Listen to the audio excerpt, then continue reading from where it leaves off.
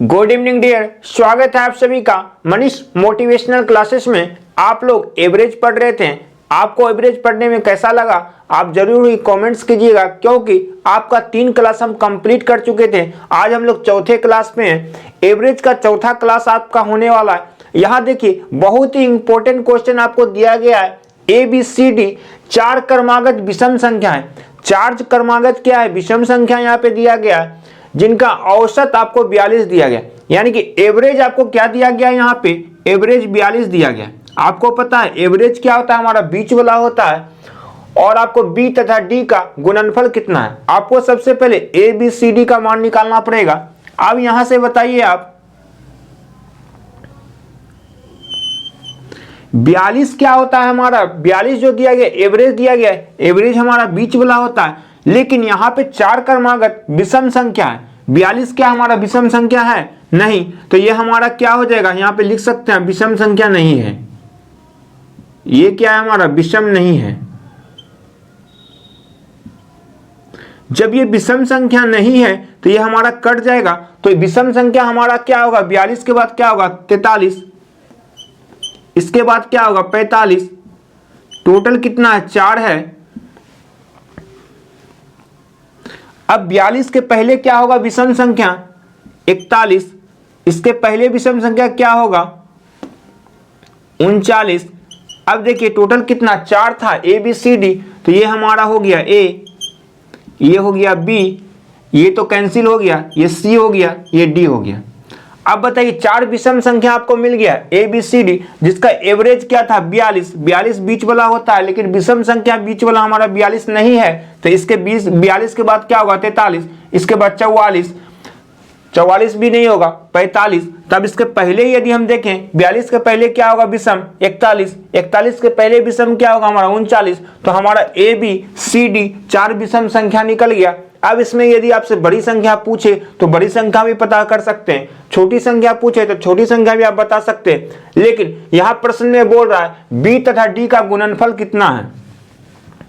यहां पे आपको दिया गया है B तथा D का गुणनफल।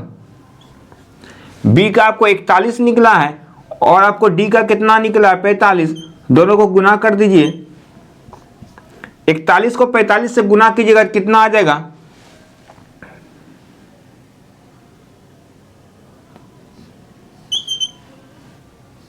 1845। इस प्रश्न का आंसर आपका आ गया। इस प्रश्न का आंसर आपका 1845 आ गया। फिर से कैसे देखिए आया है? ABCD 4 विषम संख्या दिया गया था, लेकिन एवरेज आपका कितना दिया गया है? 42। 42 हमारा विषम संख्या नहीं था, तो इसलिए हम क्या किए? 42 के बाद विषम क्या हो सकता है? 43। इसके बाद 45। यदि हम 42 के पहले विषम देखें तो 41, फिर इसके पहले 39। तो ABCD 4 विषम संख्या हो गया। अब हम यहाँ पे पूछा B और D का गुणनफल क्या होगा? B का मान 41 और D का मान 45। दोनों को गुना कर दिए तो 1845। आंसर आपका आ गया। अब हम लोग नेक्स्ट क्वेश्चन पे चलते हैं।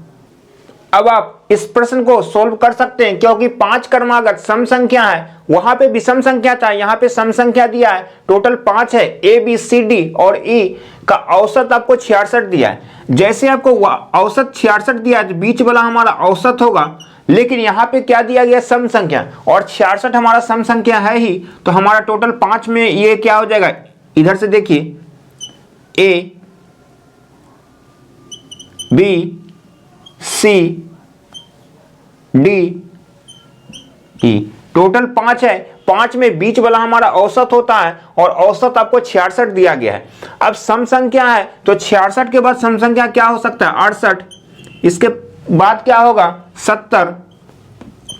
अब 66 के पहले यदि हम देखें, 66 के पहले क्या हो सकता है? 64। 64 के पहले सम संख्या क्या होगा? 62। अब देखिए टोटल 5 हो गया। ABCD E टोटल 5 हमारा हो गया। इसमें एवरेज हमारा 66 दिया गया है। अब प्रश्न में क्या कह रहा है आपको? B तथा E का गुणनफल क्या होगा, यानी कि B और E का गुणनफल पूछा जा रहा है। ये दोनों का गुणनफल पूछा जा रहा है, तो ये दोनों का गुणनफल क्या हो सकता है? आप बताइए। 64 गुने 70 कीजिएगा तो क्या हो जाएगा आपका? 64 गुने 70 बराबर आपका आ जाएगा टोटल 4480। इस प्रश्न का आंसर आपका आ गया। कितना आ गया? 64 गुने 70 4480। एक बार फिर से प्रश्न पे ध्यान दीजिएगा। ए बी सी डी तथा ई 5 हमारा सम संख्या है जिसका औसत 66 है। जैसे औसत बोले औसत को बीच में रख दीजिए। जब औसत यानी कि एवरेज को हम बीच में रखें, अब सम संख्या 66 के बाद क्या हो सकता है 68, 68 के बाद क्या हो सकता है 70। यदि पहले देखे 66 के पहले 64 होता है, इसके पहले 62, तो टोटल 5 हो गया हमारा सम संख्या। अब यहाँ पे कह रहा था बी तथा ई का गुणनफल क्या होगा। बी का मान 64 और ई का मान 70। 64 गुने 70 कर दिए तो हमारा आ गया आंसर 4480। आप बताइए कहीं आपको कोई प्रॉब्लम हुआ नहीं? तो अब हम लोग नेक्स्ट क्वेश्चन पे चलते हैं। यहाँ पे बहुत ही अच्छा क्वेश्चन दिया गया। यहाँ पे कह रहा है 5 क्रमागत संख्या का औसत आपको x दिया गया है, यानी 5 क्रमागत संख्या का औसत x दिया गया है। अब इसमें कह रहा है यदि 2 संख्या और मिला दी जाए तो औसत में क्या परिवर्तन आएगा। तो सबसे पहले हम 1 से लेकर 5 तक, 5 क्रमागत संख्या का मतलब 1 से लेकर 5 तक, 1 2 3 4 5। अब इसका औसत आपको x दिया गया है। अब यदि हम औसत आपको यहाँ पे निकालने के लिए बोले 1 से 5 तक में औसत क्या होगा, तो आपको पता है औसत क्या होता है कुल योग बटे कुल संख्या। टोटल जोड़िएगा फिर कितना 5 से भाग देना पड़ेगा। लेकिन यहाँ पे क्या देख रहे हैं डिफरेंस यहाँ पे सेम है। यदि सेम डिफरेंस हो तो आप क्या करते हैं फर्स्ट प्लस लास्ट बटे 2।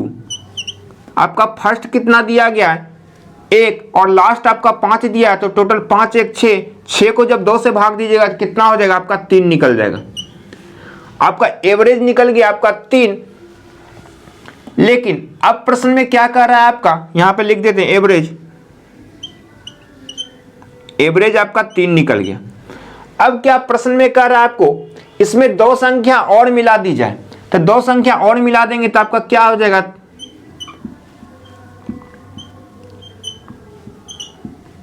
6 और 7। 2 संख्या और मिला दें तो एवरेज हमारा क्या निकल जाएगा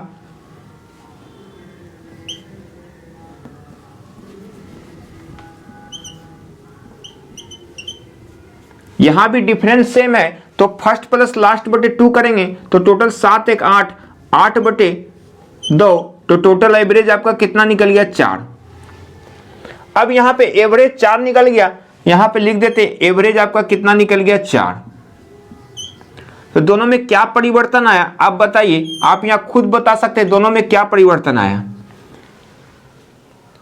यहां पे आपका आंसर हो जाएगा 1 का वृद्धि, कितना का वृद्धि हुआ 1 का वृद्धि हुआ।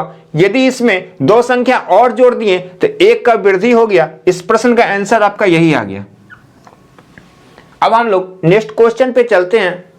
अब इस प्रश्न को हम लोग डायरेक्ट आंसर बता सकते हैं, लेकिन आपको समझाने के लिए थोड़ा डिटेल में समझा रहे हैं इसको लिखते कैसे हैं। यहां पे ध्यान दीजिएगा यदि m संख्या का औसत n स्क्वायर है, यदि हम m संख्या का औसत n स्क्वायर है तो m संख्या का योग यदि आपसे पूछें तो आपको बताए थे हम फर्स्ट क्लास में योग कैसे निकालते हैं, m इंटू एन स्क्वायर हो जाएगा, दोनों को गुना कर देंगे। तो यहां पे हम कह सकते हैं m संख्या का योग, यदि m संख्या का औसत n स्क्वायर है तो m संख्या का योग बराबर क्या होगा m n स्क्वायर। क्या किए दोनों को गुना कर दिए। अब उसी तरह से n संख्या का औसत दिया गया है, तो n संख्या का औसत आपको दिया गया है कितना m स्क्वायर, तो n संख्या का योग क्या हो जाएगा n m स्क्वायर, दोनों को गुना कर देंगे। अब आप बताइए m प्लस n संख्या का योग कितना होगा। m प्लस n संख्या का योग बराबर क्या होगा, दोनों को जोड़ देंगे m n square plus n m square. अब योग निकल गया, लेकिन यहां प्रश्न क्या कर रहा था m प्लस n संख्या का औसत क्या है, यानी कि इसका औसत पूछा जा रहा है। अब इसका औसत पूछा जा रहा है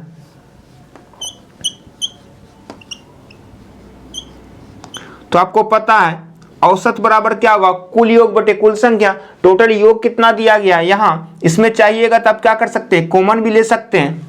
पहले हम लिख देते हैं m n square plus n m square बटे किसका औसत आप निकाल रहे हैं, m प्लस n का, तो योग कितना हो जाएगा, m प्लस n। अब यहां पे हम क्या कॉमन ले सकते हैं, m n कॉमन ले लेंगे। जब n m कॉमन ले लिए तो अंदर में n बच गया, n प्लस m, और नीचे आपका m प्लस n था। अब देखिए दोनों सेम है, दोनों हमारा कैंसिल हो जाएगा। अब हमारा आंसर क्या आ गया, m n आंसर आ गया आपका। इस प्रश्न का आंसर आपका m n आ गया। अब एक बार फिर से प्रश्न पे ध्यान देते हैं। यहाँ पे प्रश्न क्या रहा था आपका, यदि m संख्या का औसत n स्क्वायर है तो m संख्या का औसत n स्क्वायर दिया तो योग क्या हो जाएगा, m n स्क्वायर। उसी तरह से n संख्या का औसत आपको दिया गया m स्क्वायर, तो n संख्या का योग दोनों को गुना कर दिए m n स्क्वायर। अब दोनों का हम पहले योग निकालेंगे तभी तो औसत निकालेंगे, तो योग दोनों का क्या हो जाएगा, m n square plus n m square. यदि औसत निकालना है, औसत क्या होता है, टोटल योग बटे टोटल संख्या। टोटल योग बटे टोटल संख्या क्या है, m प्लस n।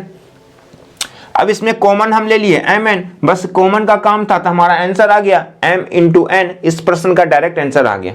आप बताइए कहीं भी कोई प्रॉब्लम आपको नहीं हुआ होगा। अब हम लोग नेक्स्ट क्वेश्चन पे चलते हैं।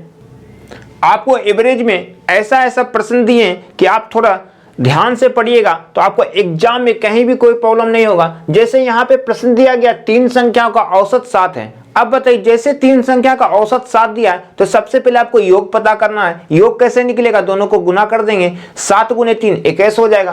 तो हम यहाँ कह सकते हैं तीन संख्या का योग बराबर क्या होगा, सबसे पहले आपको योग हमेशा निकालना पड़ेगा।